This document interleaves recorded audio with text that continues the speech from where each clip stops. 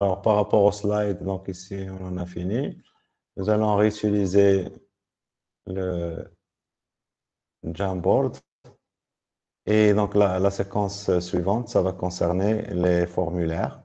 Alors, les formulaires, donc, grosso modo, c'est ce que vous allez utiliser pour, alors, soit pour, donc, en général, quand on utilise le terme formulaire, il y a une balise pour ça, et la balise s'appelle form.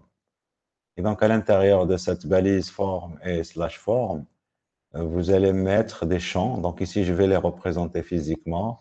Des champs, par exemple, entrez votre login, entrez votre mot de passe. Donc, ici, mon login, c'est Toto. Là, j'entre mon mot de passe, vous n'allez rien voir. Et puis, je vais vous mettre ici un bouton envoyer ou entrer ou chose comme ça. Donc, ça, c'est un formulaire. Donc, on peut ici mettre une zone de texte accepter, enfin, euh, checkbox, accepter, machin, etc. On peut mettre du texte si on veut, du texte.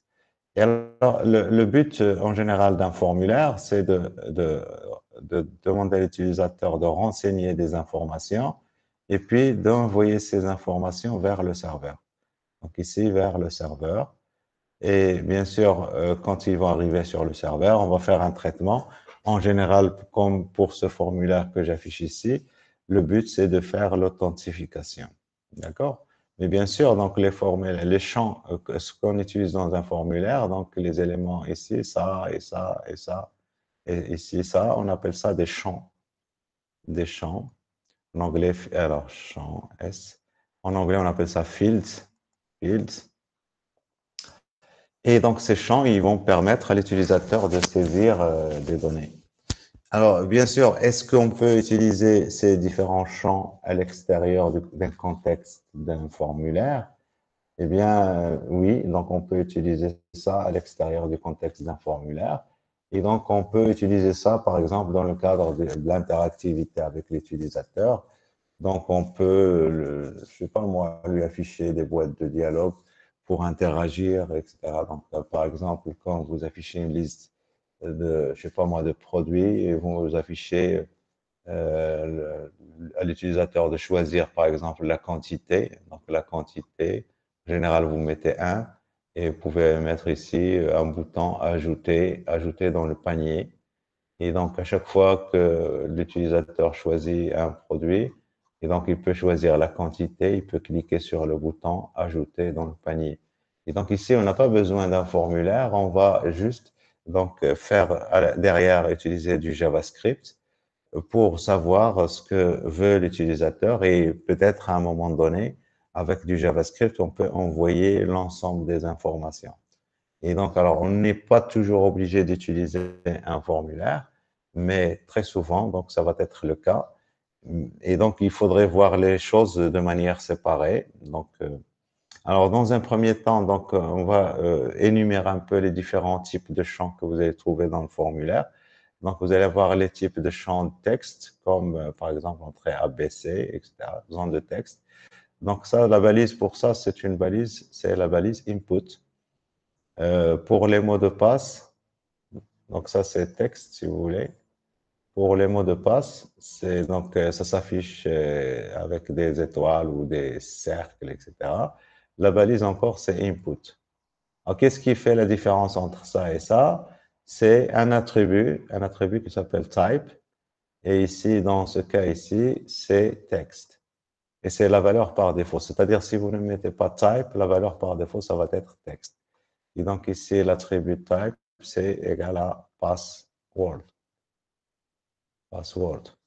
Et puis, donc, alors, les différents types de champs que vous allez avoir, par exemple, les boutons radio, vous demandez à un utilisateur est-ce qu'il accepte quelque chose, donc oui ou non. Donc ici, soit il va cocher oui, soit il va cocher non, et jamais les deux en même temps. Et puis après, donc, on peut avoir à donner à l'utilisateur à faire plusieurs choix parmi plusieurs. Donc ici, choix 1, choix 2, choix 3, etc. Et là, il peut cocher plusieurs à la fois. Donc ça, c'est un choix parmi plusieurs. Ici, vous pouvez faire plusieurs choix parmi plusieurs. Alors, les balises qui sont pour ça, c'est input. Et la différence encore, c'est ici, titre égale radio. Et, دولي ouais, في القضية ديال الراديو خاص يكون عندهم نفس النيم جو بونس. ouais. Donc, alors, on va voir cet aspect, ouais. Donc, votre camarade, il parle d'un autre attribut qui s'appelle value. Alors, il faudrait qu'on en discute là-dessus. Mais avant value, donc, il y a un autre attribut qui est beaucoup plus important. Et donc, ça dépend. Par exemple, ici, pour le texte, pour les deux premiers, ça n'a aucune importance. Mais pour les deux autres, ici, c'est vraiment important. Et on va voir quelle est l'importance de ça. Et il faudrait que très rapidement, vous preniez en main la création d'un formulaire. Donc, ici, ici, ça, on appelle ça checkbox. Checkbox. Et puis après, donc, alors, les différents types de champs qu'on va trouver, c'est par exemple une zone dans laquelle on va avoir plusieurs lignes, et donc dans laquelle on peut écrire plusieurs. Et donc là, la balise, c'est text area, text area. Juste, j'énumère les. Et puis, alors, pour ici, ces deux cas ici, imaginez ici qu'on demande à l'utilisateur, on lui demande de choisir son pays. Alors, le pays, donc il y a 254 pays dans le monde. Et donc, est-ce qu'on va mettre 254 pays, boutons radio? On appelle ça des boutons, même si c'est boutons radio. Et donc, on ne va pas faire ça. Au lieu de faire ça, on va utiliser les listes. Et donc, les listes, au niveau de l'apparence, donc vous allez voir quelque chose comme ça. Et ici, vous allez voir une partie dans laquelle vous allez pouvoir ouvrir la liste. Et quand vous ouvrez la liste, vous allez voir juste un certain nombre d'éléments. Et si on a plusieurs, vous allez avoir ici une barre de défilement qui va vous permettre de défiler pour voir les éléments. En plus de ça, donc ici, si vous tapez A, vous allez avoir l'élément A qui va remonter de manière automatique. Et ça permet, vous avez des fonctionnalités qui vont vous permettre d'aller plus vite. Alors, non seulement vous allez économiser de l'espace, mais aussi du point de vue fonctionnel, donc ça va vous permettre de faire votre choix plus rapidement. Et donc ici, ça, c'est select. Bien sûr, une select, c'est une balise slash select à l'intérieur de laquelle les éléments qu'on va mettre ici, on appelle ça des options. Option. Et donc, vous pouvez avoir autant d'options que vous voulez. Et donc, à chaque fois que vous allez ajouter des options, ils vont apparaître dans la liste. Et bien sûr, donc cette liste ici, donc, il vous permet de faire un choix parmi plusieurs. Et par contre, des fois, on veut faire plusieurs choix parmi plusieurs. Alors, si vous avez plusieurs choix parmi plusieurs avec une situation où vous avez 100 éléments parmi lesquels il faut choisir, peut-être qu'il est préférable d'avoir une liste aussi, exactement comme celle qu'on a ici. Mais à cette fois-ci, donc on va juste avoir ici une barre de défilement et ça va nous permettre de sélectionner les éléments qu'on veut. On va utiliser les touches majuscules, Shift, combinaison des deux, pour sélectionner plusieurs éléments. Et donc, c'est toujours le même truc ici, c'est Select. À la différence qu'on va ajouter un attribut ici qui s'appelle Multiple. Multiple. Et quand vous ajoutez cet attribut multiple, ça va vous permettre de faire plusieurs choix parmi plusieurs. Bien sûr, à l'intérieur, vous allez avoir les options et puis slash select. On va, oui. Monsieur est sur Select Multiple si on a un maximum de 8 choix qu'on doit choisir parmi les 100. Si vous avez un maximum de 8 choix que vous devez choisir parmi les 800, parmi les 100, eh bien, vous allez pouvoir faire ça à l'aide de JavaScript. C'est ce qu'on appelle la validation. D'accord, en général. Alors, je ne sais pas, donc peut-être que je ne sais pas s'il y a un attribut qui permet de limiter ça au niveau juste HTML, mais on va voir tout à l'heure. J'ai jamais été confronté à cette situation, mais souvent, donc si on doit avoir exactement un nombre, etc., on verra que en général, avant d'envoyer le formulaire, on doit vérifier que les données qui sont saisies sont correctes. Et dans cette vérification, s'il y a une condition comme celle-là, eh bien, je peux compter combien d'éléments ont été cochés. Et si ça ne correspond pas à ce que je désire, donc je peux inviter l'utilisateur Et bien sûr, je n'envoie pas le formulaire, je vais inviter l'utilisateur à remplir correctement le formulaire. C'est ce qu'on appelle la validation. On va voir qu'il y a une étape de validation qu'on peut faire avec HTML tout simplement, mais en général, on va ajouter une couche de JavaScript pour ça. Alors après, donc ça, donc vous pouvez avoir les boutons, par exemple le bouton pour charger des fichiers, hein, donc des fichiers. Et donc, en général, vous avez une zone de texte et un bouton. Donc, ça, le bouton, c'est input toujours, input. Mais cette fois-ci, c'est type égale file.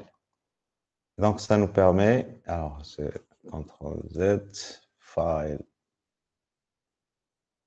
Et puis, après, on va avoir un ensemble de boutons, hein, les différents boutons. Donc, là, au niveau de l'apparence d'un bouton, c'est un bouton. Vous pouvez écrire dessus ce que vous voulez. Donc, on verra comment on va écrire dessus, envoyer, tout ce que vous voulez.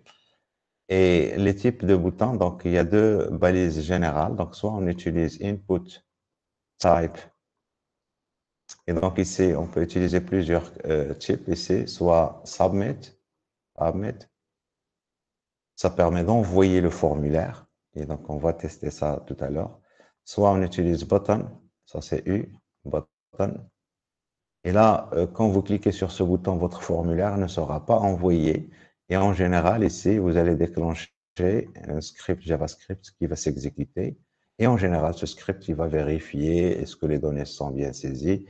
Et si les données sont bien saisies, on peut, à l'aide de JavaScript, envoyer le formulaire. Et puis, vous avez le bouton Reset, type Reset. Donc, Input type Reset, ça permet de réinitialiser le formulaire. Si l'utilisateur a commencé à faire des modifications, eh bien, si vous appuyez sur Reset, il va réinitialiser à la forme initiale. Et puis, vous en avez un autre, par exemple, Image. On peut, donc, au lieu d'afficher le bouton, on peut afficher à sa place une image. Et bien sûr, ça s'accompagne avec un attribut SRC. Alors, SRC, donc ça permet de définir l'image. Alors, en disant SRC, je me rends compte qu'on n'a pas vu les images, qu'on n'a pas vu les liens. Je vais revenir dans une petite séquence rapidement pour vous montrer ça. Et alors, donc voilà pour les différents éléments. Et donc, pour ne pas couper cette séquence, donc on va continuer sur le formulaire. Et donc, je vais revenir à mon éditeur ici. Et on va créer une page, une nouvelle page. Et donc ici, je garde toujours la page index.html. Donc ici, formulaire. Et dans mon formulaire, donc si je veux créer un formulaire, donc je fais ici form. Vous voyez qu'il me dit action. Nous allons revenir sur cet attribut action. Parce que comme je vous ai dit ici, un formulaire, quand vous le créez, c'est pour l'envoyer à un serveur. Alors, je ne sais plus où c'est. C'est pour l'envoyer donc à un serveur. Et donc, quand vous l'envoyez au serveur, ben, il faut dire à quelle page sur le serveur, ou donc on va dire à quel URI, Uniform Resource Identifier. C'est une ressource sur le serveur. En général, il s'agit d'un fichier. Donc, on va revenir là-dessus. Je ne vais rien mettre dedans. Et donc, ici, on va inviter l'utilisateur, par exemple, à entrer son nom. Alors, est-ce que quelqu'un... Voilà, c'est bon. Alors, on va inviter l'utilisateur à entrer son nom. Et donc là, je fais input type texte. Et donc ici, type texte. Et c'est tout. Et donc ici, je fais un BR. Et puis, je vais commencer. Alors, pour les boutons, s'il vous plaît, donc je reviens juste un petit instant parce que j'ai dit ici input pour les boutons. Mais vous avez aussi, pour les boutons, vous pouvez utiliser les boutons, enfin, les éléments de type bouton carrément. Vous pouvez utiliser ça ou bouton. Alors, la différence ici, on va la voir, bouton. Et puis, bien sûr, vous pouvez utiliser type. Et les types que vous pouvez utiliser, toutes les valeurs que vous avez là. À la différence que la valeur par défaut ici pour le bouton, c'est submit. Et donc, bien sûr, si vous utilisez input, la valeur par défaut de type, on avait dit tout à l'heure, c'est texte. Et donc ici, quand vous utilisez bouton, donc la valeur par défaut, c'est ça submit. Et donc, je ne vais rien mettre, et donc sa valeur par défaut. Par contre, le texte que vous allez écrire, etc., donc vous pouvez le mettre entre bouton et slash bouton. Par contre, les éléments input, c'est des balises vides. ils ne contiennent rien, ils ne peuvent rien contenir. Ce pas des conteneurs. Et donc, tout ce que vous pouvez configurer pour ces inputs, ça va venir à travers des attributs. Maintenant, avec le bouton, le type bouton, vous pouvez ajouter des choses ici. Et donc, ça va vous permettre de faire des styles, d'ajouter des styles spécifiques à ce qui va s'afficher à l'intérieur du bouton ici. Alors, je reviens ici. Et donc, alors, je vais juste donc, utiliser, juste comme je viens de dire, un bouton. Et donc, ici, je fais envoyer. Et avant ce bouton, je vais mettre ici un HR pour juste avoir une ligne de séparation entre les champs et le bouton qui va nous permettre d'envoyer. Donc, si je reviens à ma page ici, notre page, c'est celle-ci. Donc, j'actualise. On va voir ici un champ et on va voir un bouton envoyer. Quand je clique sur envoyer, ce qu'on va voir ici, c'est un point d'interrogation. Donc, on va comprendre pourquoi on a ce point d'interrogation. Et si j'écris blabla, mon but à moi, c'est d'envoyer les données vers le serveur. Et donc, quand je fais envoyer, ici, je vois toujours le point d'interrogation. Alors là, je vais énoncer la première règle fondamentale d'un formulaire. Un formulaire, on avait dit form/form, il contient des champs. Et les champs, la plupart du temps, ça va être, comme on a vu, des inputs. Et donc, les champs, quels qu'ils soient, hein, input, select, textaria, ce que vous voulez, pour que le champ soit envoyé vers le serveur, il faut absolument qu'il ait un attribut name. Et donc, name ici, je vais appeler ça par exemple login. CTRL S, et je vais revenir maintenant à ma page. Ici, j'actualise. Enfin, j'actualise pour recharger ma page. Et donc là, je vais écrire Toto et je fais envoyer. Alors, ce qu'on voit maintenant ici, après le point d'interrogation, on voit le nom du champ, l'attribut name, je l'ai appelé login. Et la valeur qu'on voit ici, c'est la valeur qui a été saisie par l'utilisateur là. Donc, si je fais envoyer, vous voyez ici la valeur qui a été saisie. Alors, juste des petites remarques ici. Et si je mets des espaces ici et je fais envoyer, vous voyez les espaces, ils sont transformés en plus.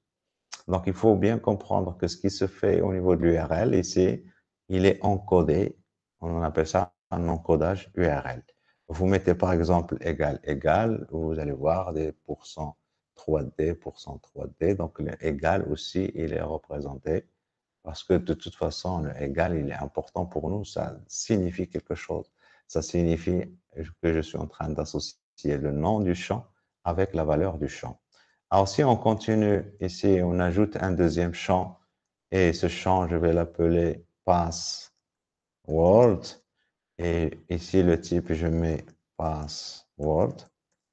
Et le name ici, je vais l'appeler pass. C'est exactement comme on a fait tout à l'heure. La seule différence ici, c'est que le type, c'est password. Et donc, si je reviens vers mon formulaire ici, bien sûr, il n'est pas agréable à voir mon formulaire. Il faudrait organiser sa structure et puis aussi utiliser peut-être un peu de CSS pour qu'il soit plus joli. Mais ici, on se concentre sur le fonctionnement. Là, j'écris Toto, Toto. Vous voyez, donc, le password, qu'est-ce qu'il fait? Ben, tout simplement, il va cacher les caractères que vous écrivez. Mais quand vous allez faire envoyer, donc ici, on voit qu'on a envoyé login égale Toto, la valeur que j'ai saisie, c'est Toto, mais aussi le password égale Toto. Et le séparateur maintenant entre les champs, c'est le et commercial. Donc, tous les champs de votre formulaire, ils vont être envoyés après le point d'interrogation sous la forme nom du champ égale valeur du champ. Nom du champ égale valeur du champ, séparé avec le et commercial. Alors, donc ici, si je reviens, et donc pour que mon truc ici soit plus agréable, donc je vais ajouter un PR. Je actualise ici. Donc, pour mon password ici, donc si je fais ça, il n'est pas visible. Mais si je reviens ici, donc mon password, le voici. Donc, je n'accède pas au texte qui est écrit ici, mais par contre, je peux y accéder quand il sera envoyé. Et donc, en général, quand vous envoyez des informations sensibles comme ça, on ne va jamais les envoyer dans l'URL. Mais par contre, donc l'utilisateur, s'il trouve votre formulaire ouvert comme ça avec le mot de passe, ben, il peut venir ici, là, et changer ici le texte que vous avez là. Donc, il va mettre texte. Et là, le texte que j'ai saisi, maintenant, il devient visible. Donc, il faut voir que c'est juste un petit artifice pour l'utilisateur curieux qui est derrière vous, qui est en train de regarder. Et bien sûr, si vous êtes sur votre machine, il ne va pas pouvoir venir modifier ça. Alors après, donc on a dit au niveau des différents types de champs, on a dit, vous pouvez demander à l'utilisateur, par exemple, quel est votre, je sais pas moi, genre. Alors, est-ce que vous êtes un homme ou femme, par exemple?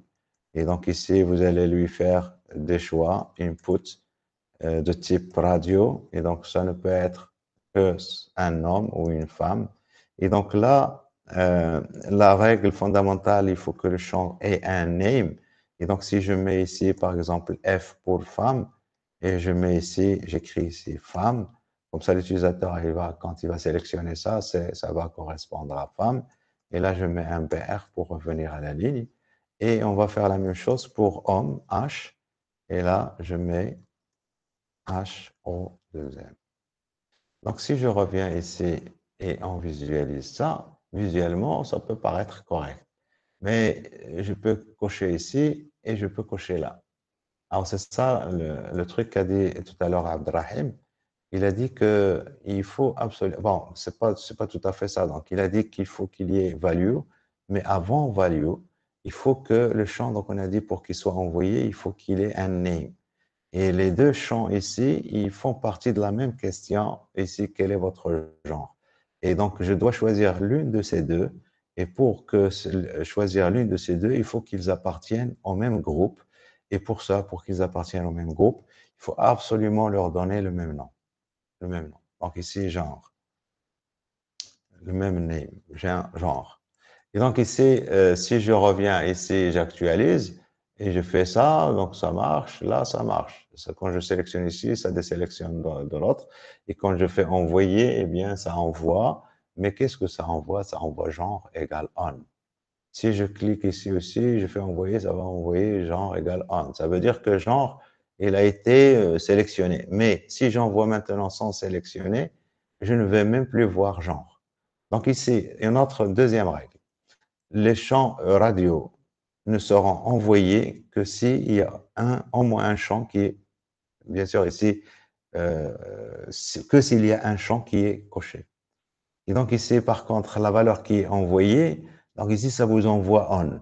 Donc ici, alors là, on va ajouter value. Et ici, pour femme, on va mettre F. Et pour homme, pardon, on va mettre value égale H. Et j'enregistre, je reviens, j'actualise. Alors, quand je sélectionne femme et je fais envoyer, donc là, genre égale F. Si je sélectionne homme et je fais envoyer, genre égale H. Donc là, c'est déjà du point de vue fonctionnel, plutôt, voilà, donc ça marche. Mais du point de vue de l'interface, c'est pas très bien parce que je dois venir exactement sur le rang pour sélectionner. Moi, j'aimerais bien cliquer sur femme pour sélectionner. Alors, pour ça, pour résoudre ce problème, donc on va prendre tout l'ensemble qu'on a ici. Je fais CTRL X et on va ajouter ce qu'on appelle un label. Et donc le label ici, ça va permettre, donc juste, vous voyez, label slash label, et je mets tout l'ensemble à l'intérieur. Et donc input à l'intérieur du label. Alors pour mieux voir les choses, peut-être on fait ça. Et je vais mettre le label de l'autre côté aussi. Voilà. Bien sûr, donc à tout moment, vous pouvez faire format document. Alors, HTML, donc voilà, juste il va formater les choses pour qu'ils apparaissent correctement. Alors, si j'actualise maintenant, vous voyez que pour femme, la souris, donc ça me permet de sélectionner.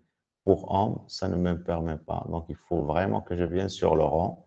Et donc ici, il faut que je fasse la même chose ici. Mais on peut faire les choses différemment. Et pour faire les choses différemment, donc je peux faire ça pour ici, label. Et je prends le texte ici, je le mets à l'intérieur du label, CTRL V.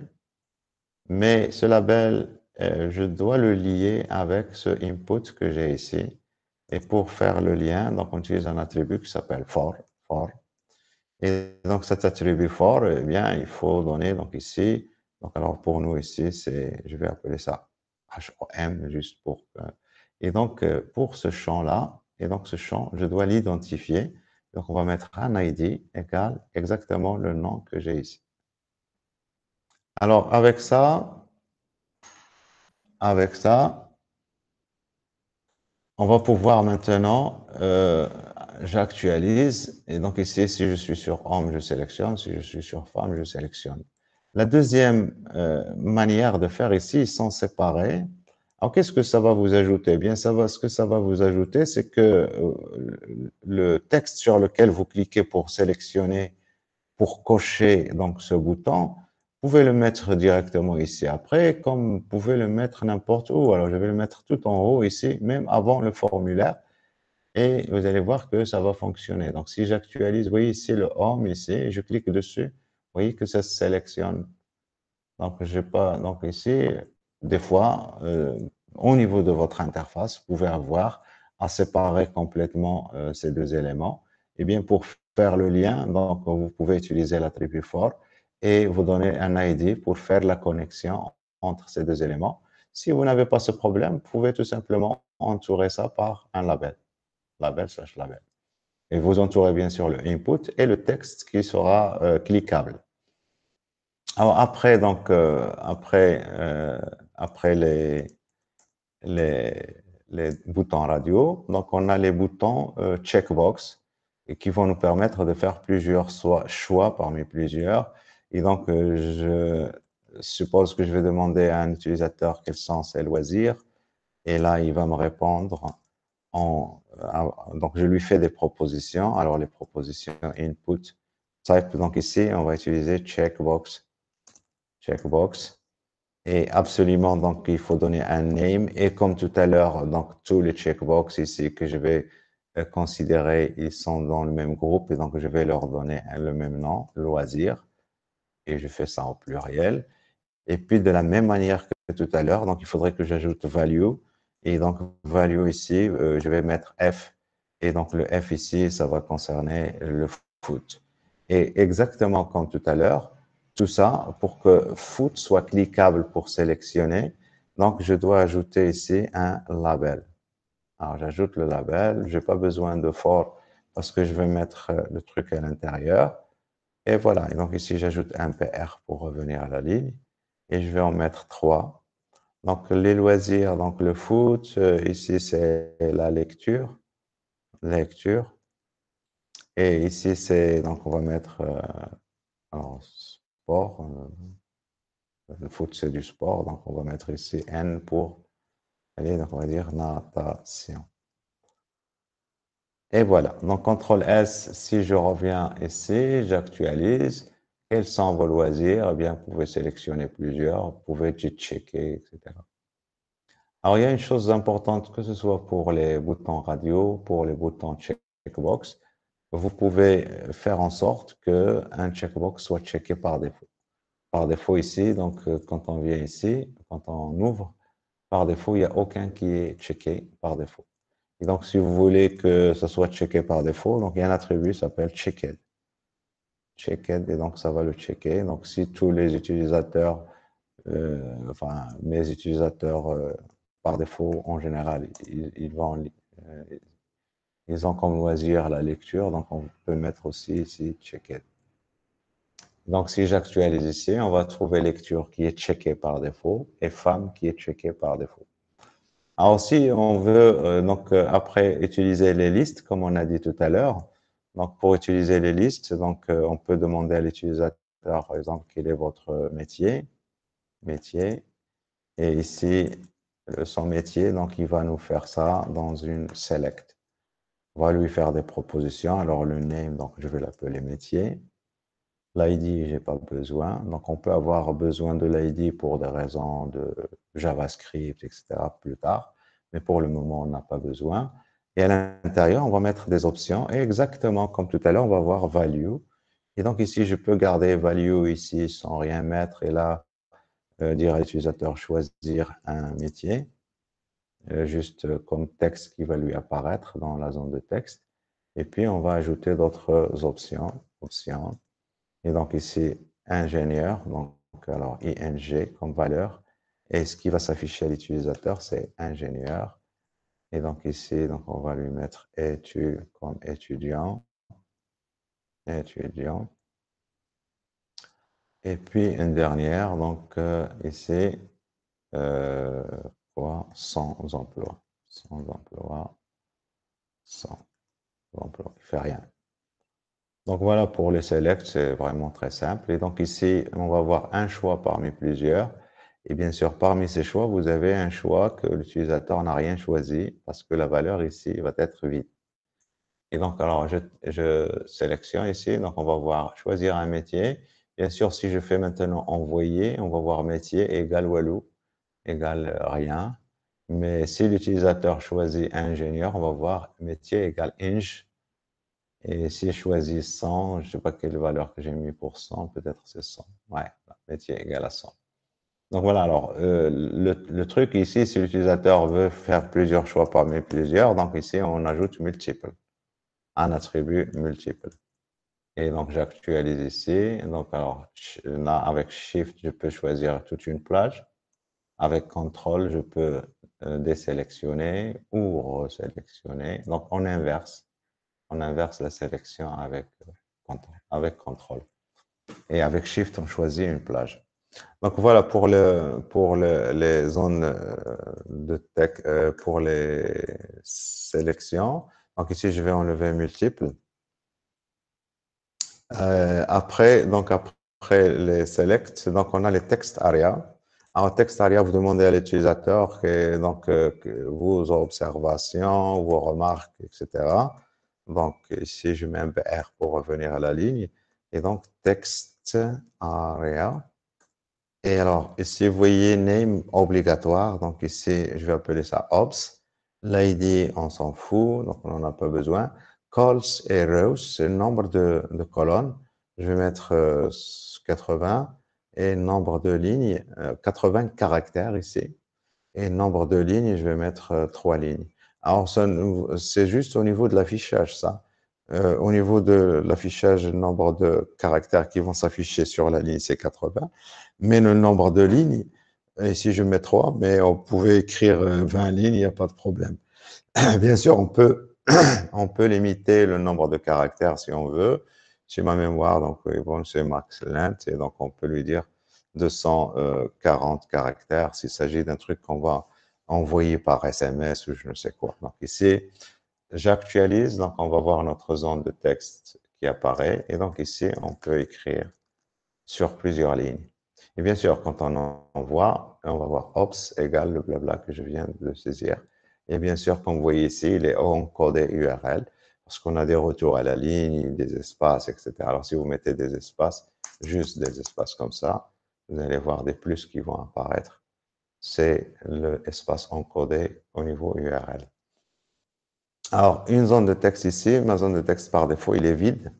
Si je fais ça et j'écris blabla à l'intérieur, le blabla que je viens d'écrire va apparaître par défaut dans la zone de texte. Et par rapport à ce qu'on a vu tout à l'heure, vous pouvez écrire tout ce que vous voulez ici. Donc, je peux créer une balise ici H1, titre, et je suis à l'intérieur de texte aria. Donc, si je viens ici, donc ça va apparaître ici, c'est juste du texte, ça ne va pas être interprété. Et ça, c'est ce que je vous ai montré tout à l'heure. C'était ce que j'avais ici. Donc, ça ne va pas être interprété parce que derrière, j'utilise ici une texte aria.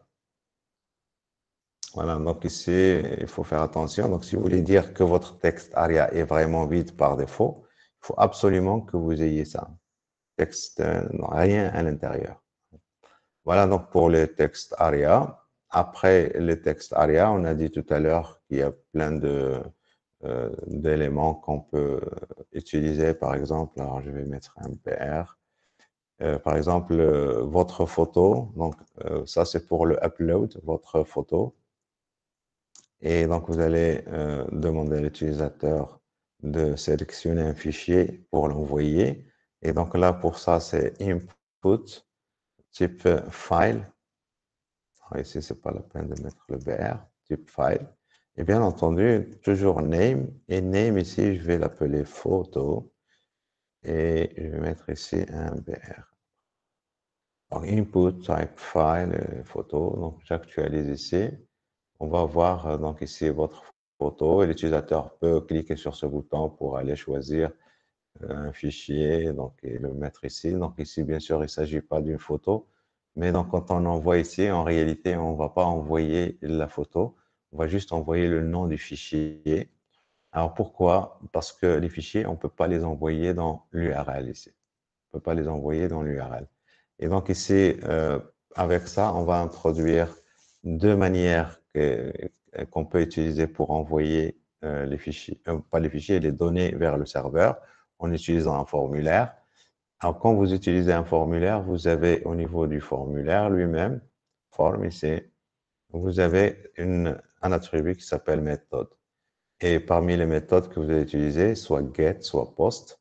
Alors, la méthode par défaut qui est utilisée, c'est get. Et donc, si on veut envoyer les formulaires, on doit utiliser la méthode post. Ça, c'est la première chose fondamentale. Qu'est-ce que ça va faire, ça? Eh bien, ce que ça va faire, c'est que les données que vous allez envoyer de votre formulaire, quelles qu'elles soient, donc même le fichier ici, on verra que normalement, il ne sera pas envoyé, mais donc ici, on ne va rien voir ici, mais en réalité, les données qu'on a envoyées, donc on peut les voir ici au niveau, on peut les intercepter si on veut, mais ici, je ne suis pas en train d'utiliser le protocole HTTP, parce que là, c'est network, c'est pour le protocole HTTP. Mais donc, on peut intercepter les données qui sont envoyées, voir le format de ces données et qu'est-ce qu'il y a dedans. Donc, alors, bien sûr, pour envoyer les formulaires, donc je vous le dis maintenant, bien sûr, on va revenir plus tard, il faut absolument mettre la méthode post, mais aussi, il faut ajouter un autre attribut qui s'appelle enctype. Parce que là, les données qu'on est en train d'envoyer, c'est des paires clé-valeur, name égale value, name égale value, mais aussi, vous avez des fichiers. Donc ici, c'est des données disparates. Et donc là, on utilise ici enctype. Donc on lui dit comment il va encoder les données qui vont être envoyées. Et donc le type d'encodage par défaut qui est utilisé, c'est celui-ci. Et l'encodage qu'on veut utiliser maintenant, c'est multipart form data. Et ça vous permet d'envoyer à la fois des paires de clés-valeurs, mais aussi vous pouvez envoyer des fichiers avec.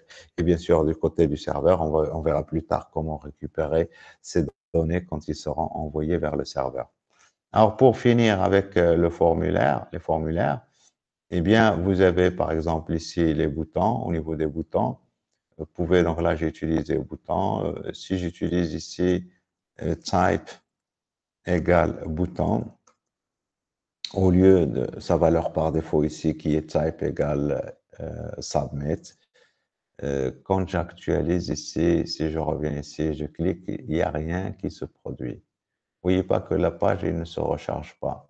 Et donc ici, par contre, si je laisse la valeur par défaut qui est submit, vous allez voir que quand je vais actualiser, quand je vais cliquer sur le bouton, vous allez voir que ça va se recharger. Vous voyez ici, là, regardez là, ça va se recharger. Et là, parce que submit, ça envoie le formulaire. Quand vous mettez type égale bouton, le formulaire n'est pas envoyé. Ce qu'on va faire en général, on va déclencher un script JavaScript pour faire le traitement, pour vérifier est-ce que le formulaire est valide ou non.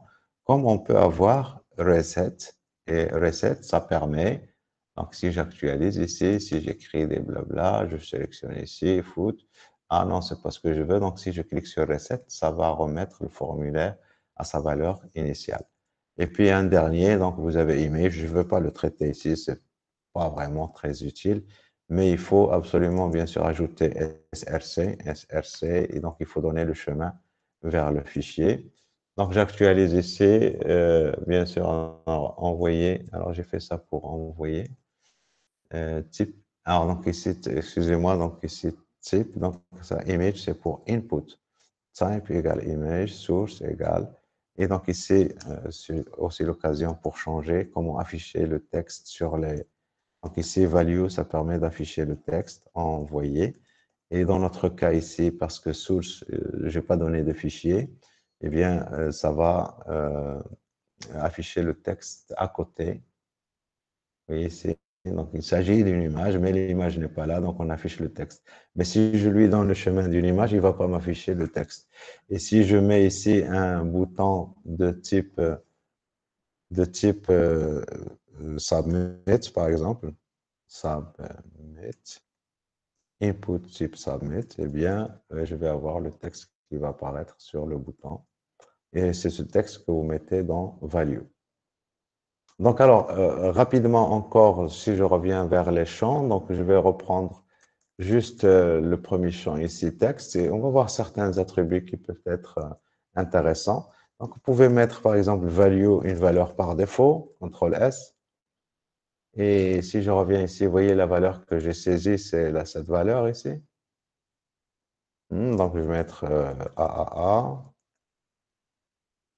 Donc, et bien sûr, donc on verra après qu'avec JavaScript, si je veux modifier ce qui est affiché ici, je dois accéder à cet attribut value et le modifier.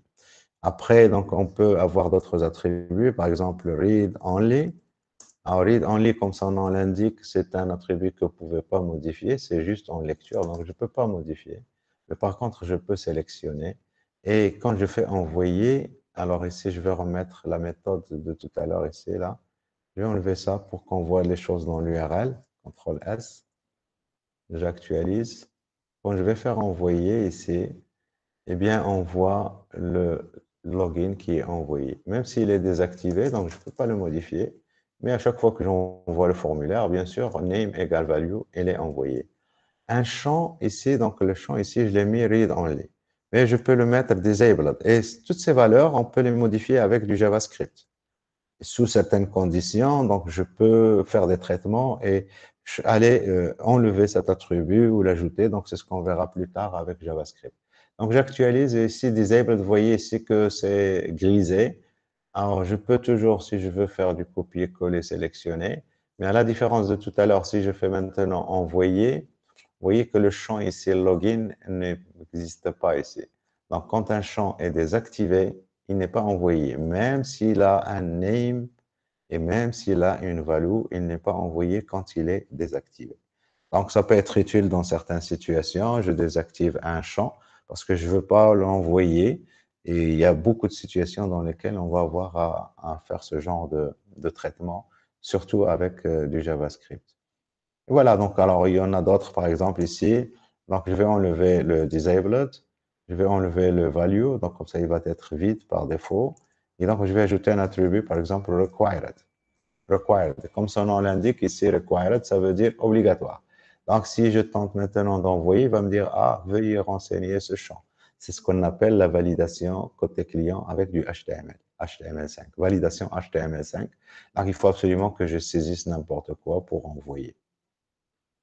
Alors, de la même manière, donc ici, par exemple, pour le métier, ici, là, j'ai value égale value, ici, égale rien, et je demande à l'utilisateur de sélectionner. Donc, si je mets ici required, et je reviens, j'actualise ici, il y a quelque chose qui apparaît ici, mais derrière, value pour ce quelque chose, il est vide. Donc, si je fais envoyer, donc déjà, il me dit ça, je refais envoyer. Là aussi, il va me dire, veuillez sélectionner un élément parce que cet élément-là, il n'a pas de value. Et donc, les autres éléments, ils ont une valeur.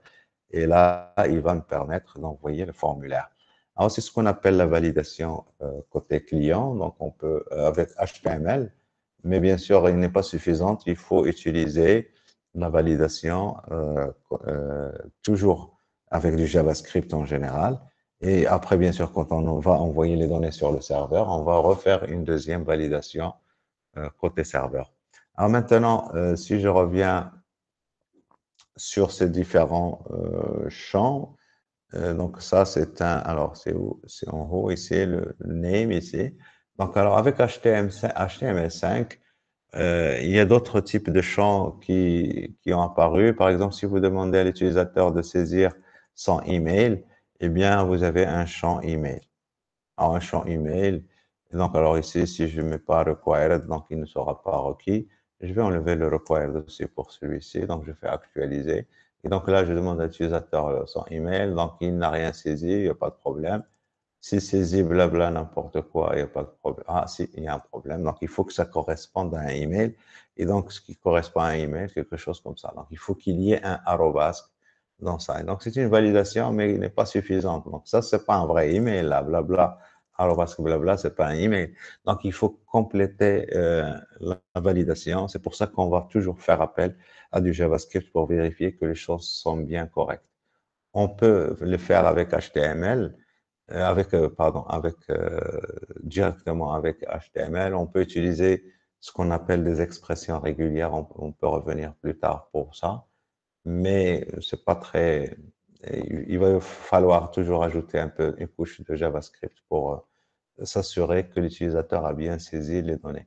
Alors, à part email, donc vous avez par exemple les champs téléphone, et ça vous permet de saisir un numéro de téléphone. Vous avez les champs date, ça vous permet de saisir une date.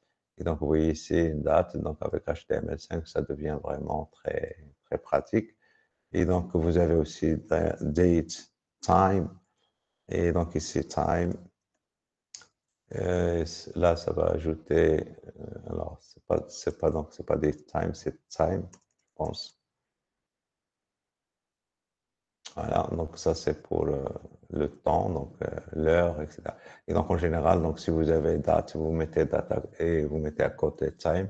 Et donc vous voyez que vous avez des champs qui sont déjà prêts pour utilisation. Et bien sûr, pour ces champs de type time, de type date, etc. Donc quand vous demandez à quelqu'un, vous êtes né quelle année, ben, il faut aller quand même, si vous vous adressez à des gens qui doivent avoir 20 ans, 25 ans, 28 ans, ben, il faut aller se positionner à peu près dans l'année de leur naissance, quelque part. Et sinon, ben, l'utilisateur, il doit, même si, donc quand vous allez lui mettre ici date, c'est la valeur qui va apparaître par défaut. Et donc ici, quand vous allez cliquer ici, c'est aujourd'hui. Et donc moi, je veux me positionner quelque part dans le passé et surtout au niveau de l'année. Donc bien sûr, l'interface, elle est agréable, donc on peut très rapidement donc aller naviguer sur les années, etc. Mais si on doit aller 20 ans dans le passé ou 50 ans dans le passé, ça peut devenir compliqué. Donc, bien sûr, il y a des attributs pour préconfigurer la date initiale qui va apparaître dans ça. Donc, voilà, grosso modo, sur les formulaires. Et donc, je vais arrêter la séquence. Et donc, alors, je vais arrêter la séquence.